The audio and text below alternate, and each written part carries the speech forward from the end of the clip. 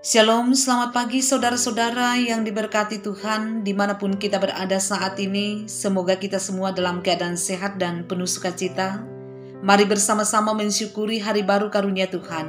Dan mengawali hari ini, kita akan merenungkan kebenaran firman Tuhan. Untuk itu kita berdoa. Bapa Surgawi, kami memuliakan nama-Mu. Kami bersyukur atas hari baru yang Tuhan karuniakan bagi kami sekarang ini.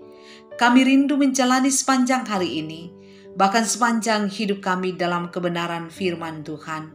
Maka terangilah hati kami dengan Roh Kudus-Mu, agar kami memahami firman-Mu Tuhan dan hidup di dalamnya. Dalam nama Tuhan Yesus kami berdoa. Amin. Saudara-saudara yang dikasihi oleh Tuhan, saya akan membacakan 2 Petrus pasal 5 ayat 2 sampai ayatnya yang keempat yang berbunyi demikian. Gembalakanlah kawanan domba Allah yang ada padamu. Jangan dengan paksa tetapi dengan sukarela sesuai dengan kehendak Allah. Dan jangan karena mau mencari keuntungan tetapi dengan pengabdian diri. Janganlah kamu berbuat seolah-olah kamu mau memerintah atas mereka yang dipercayakan kepadamu. Tetapi hendaklah kamu menjadi teladan bagi kawanan domba itu.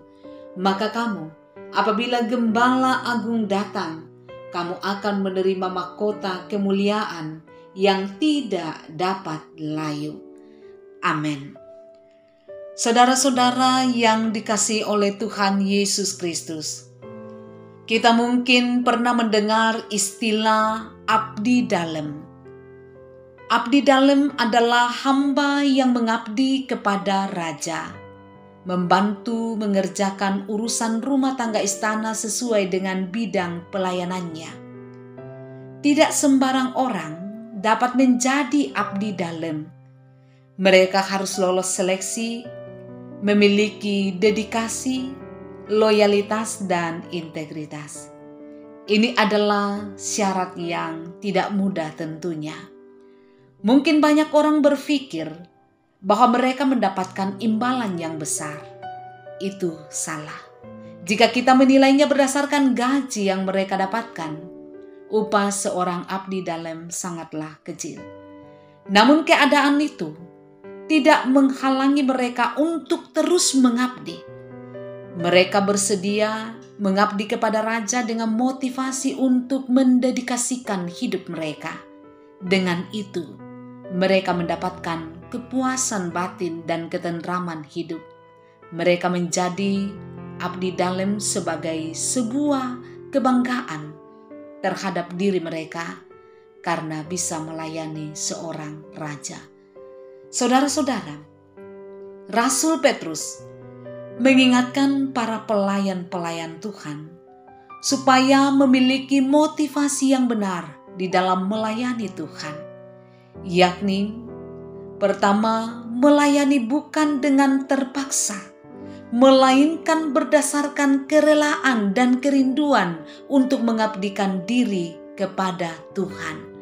Dengan demikian, kita melakukan pelayanan itu sesuai dengan kehendak Tuhan menurut ayat 2. Kemudian yang kedua, melayani bukan untuk memerintah orang lain, melainkan untuk menjadi teladan hidup bagi orang lain menurut ayat 3. Jika seorang abdi dalam dapat mengabdi kepada rajanya tanpa memikirkan keuntungan pribadi, terlebih-lebih lagi kita, karena upah sejati yang dijaminkan, yang disediakan bagi kita, sesungguhnya tidak dapat dibandingkan, tidak dapat disejajarkan dengan harta dunia sebesar apapun itu.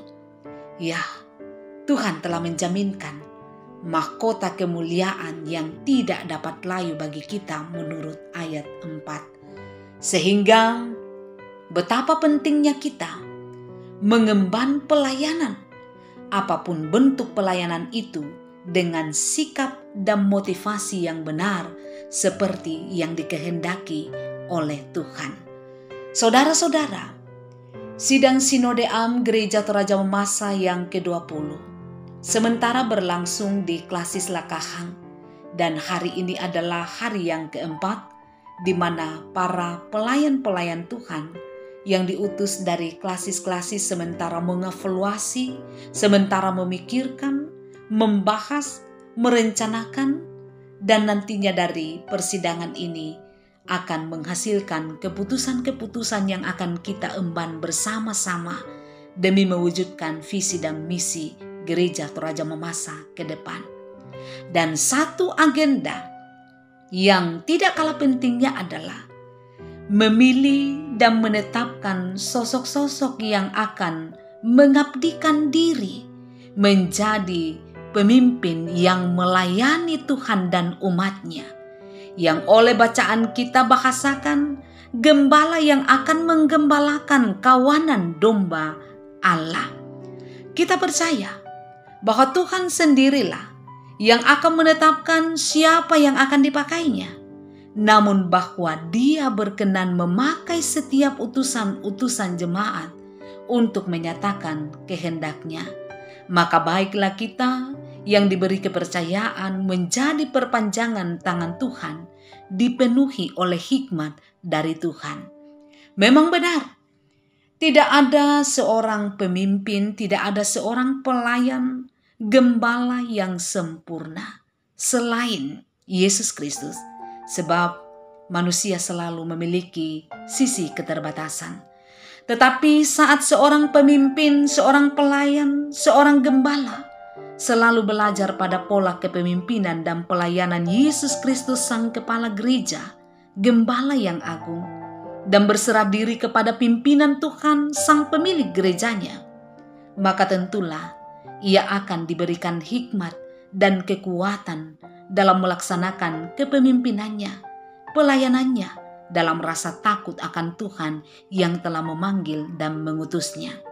Tentunya saudara-saudara, secara umum, ini juga menjadi panggilan kepada semua orang percaya kepada Yesus Kristus, bahwa dalam segala tanggung jawab yang dipercayakan kepada kita masing-masing, dalam bidang apapun dan dimanapun, baiklah kita mengerjakannya dengan penuh rasa tanggung jawab dan penuh sukacita. Milikilah motivasi dan tujuan yang benar dalam pekerjaan sekecil apapun itu. Perlihatkanlah keteladanan yang baik dan benar kepada semua orang. Ketika Tuhan mengizinkannya bagi kita, maka itu adalah kesyukuran yang luar biasa yang mestinya kita sambut dengan pengabdian penuh kepada yang mengutus kita. Haleluya. Amin. Mari saudara-saudara, kita berdoa. Syukur padamu Tuhan, atas kesempatan yang Tuhan berikan bagi kami untuk mengawali hari ini dengan merenungkan firman Tuhan, yang kami percaya akan menerangi perjalanan kehidupan kami sepanjang hari ini dan untuk seterusnya. Berkati dan lindungi seluruh jemaat Tuhan, di mana saja berada, dalam mengangkat tugas pekerjaan dan pelayanan yang Tuhan percayakan kepada masing-masing kami di sepanjang hari ini. Jaga dan lindungi dari segala mara bahaya dan sakit penyakit, dan sekiranya ada yang sedang bergumul karena sakit, berikanlah kepulihan, kesembuhan kepada mereka. Yang lemah dikuatkan imannya, kalau ada yang berduka hiburkanlah mereka. Kami berdoa untuk sidang Sinode Am yang sementara berlangsung di Klasis Lakahang sekarang ini. Biarlah berlangsung di dalam kuasa Tuhan saja. Berkati para peserta supaya tetap sehat dan kuat. Karuniakan pula hikmat-Mu kepada setiap hamba-hamba-Mu, agar segala sesuatu yang mereka pikirkan, katakan dan rencanakan, serta putuskan nantinya, semata adalah yang sesuai dengan kehendak Tuhan. Untuk pemerintah kami, berikan hikmat bijaksana. Untuk bangsa kami, pulihkan dari gumul pandemi. Ampunilah dosa kami. Di dalam nama Tuhan Yesus Kristus, kami berdoa. Amin. Demikianlah Manna GTM Klasis Makassar hari ini. Tuhan Yesus memberkati jemaatnya.